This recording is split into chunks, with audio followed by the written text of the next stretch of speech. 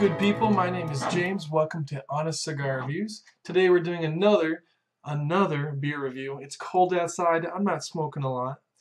So this one is batch 19, and this is really an interesting beer. I went to the World Expo of Beer in I think was it May last year, and I saw this huge display right in the middle of the room. They probably paid a lot of money, and there was two horse wagon, old style, the kind of wagons that you would see on the what's it called, Oregon Trail. There was big huge oak barrels, and they had this gorgeous display. And I remember thinking wow, this is the best newcomer microbrew. And so I tried a sample of it. It was all right. I was really busy, so I really couldn't taste it very well, and I had a ton of other beers as well.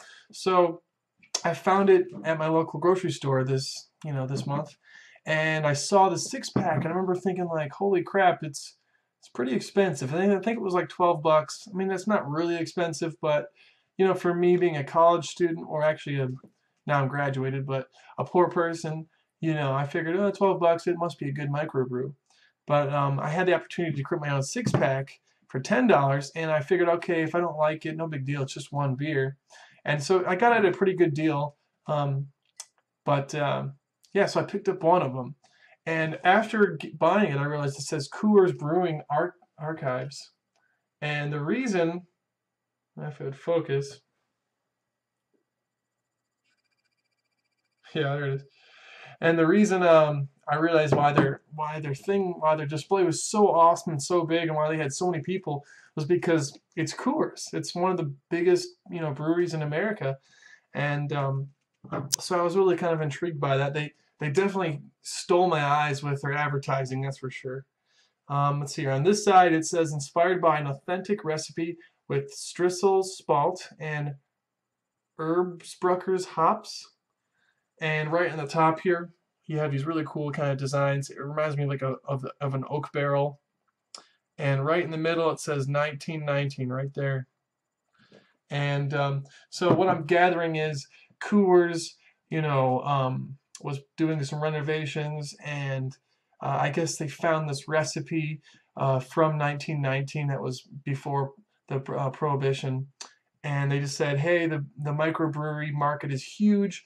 We're a macro brewery. How do we compete? And they said, okay, well, how about we, go back to our roots and go back to what we were doing before we started creating, a watered down kind of American style lager, and let's see how it does. Let's not even put our name on it. Let's see if it'll compete with just the marketing and the appeal of batch 19. So yeah, I guess Coors made this thing, and I guess apparently it's pretty, it sounds like it's pretty original. Pop it open here. Actually, it's a screw top. Oh well. And right away I can see the carbonation. It's pretty crazy.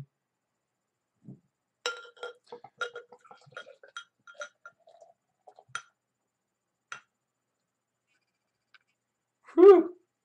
Very carbonated. Was a pretty aggressive pour. Wow. Well, right away, if you look at the color, it's actually quite a bit darker than our regular Coors.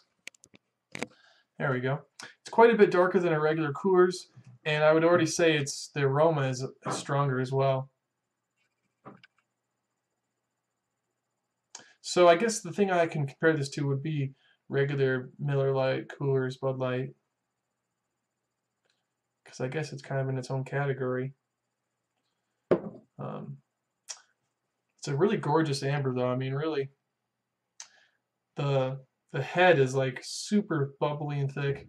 It has a mild kind of spruce aroma.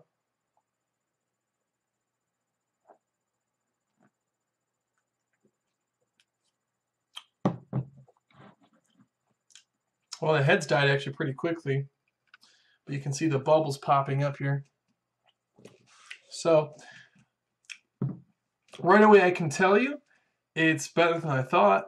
I kind of wish I didn't see the Coors sign, because In my head, I'm thinking, oh, this is just fancy Coors.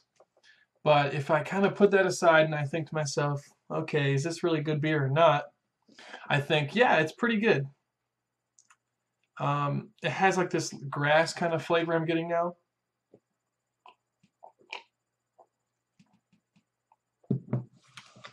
I'm assuming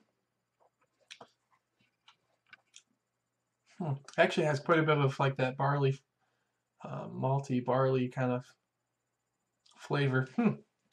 It doesn't say it on the bottle, but it has like that sweetness that you'd get from like a barley, like a malted kind of flavor, and then the hops kind of all fall behind it. But it's a very, very clean beer. It's a very, very clean finish. This would be good. I bought a new Pilsner glass that has like the water that you can freeze, so it keeps your beer nice and cold. So that would be a great beer. This would be a great beer for that glass because I can already tell this is a summer beer. It's really golden in flavor, if that makes any sense.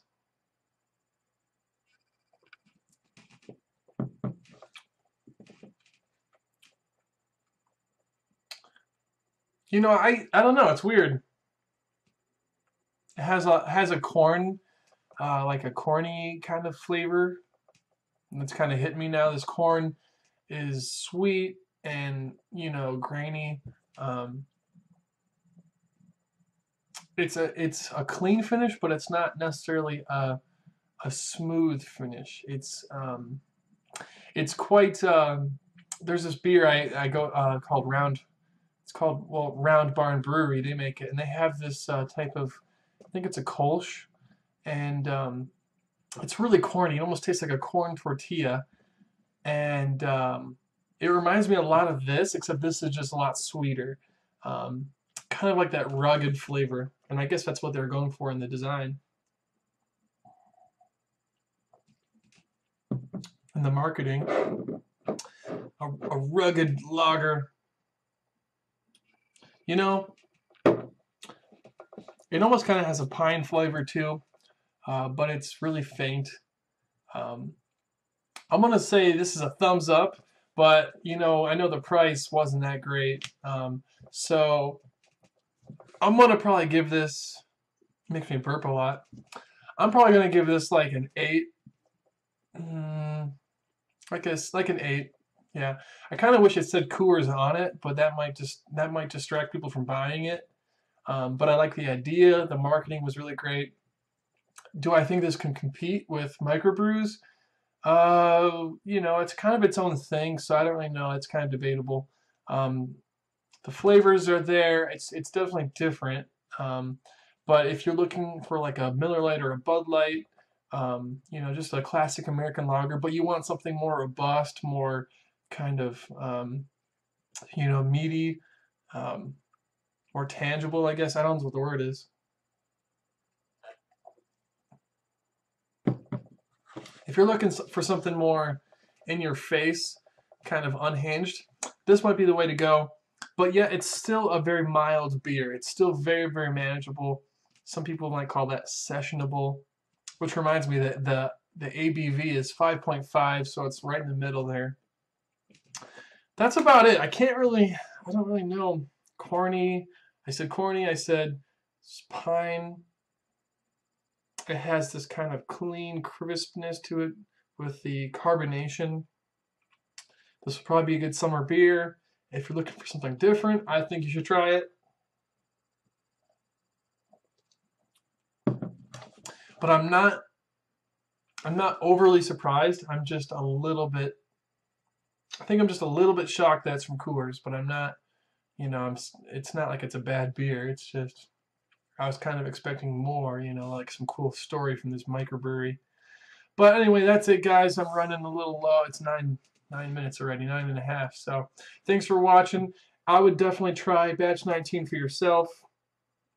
And you guys have a wonderful night.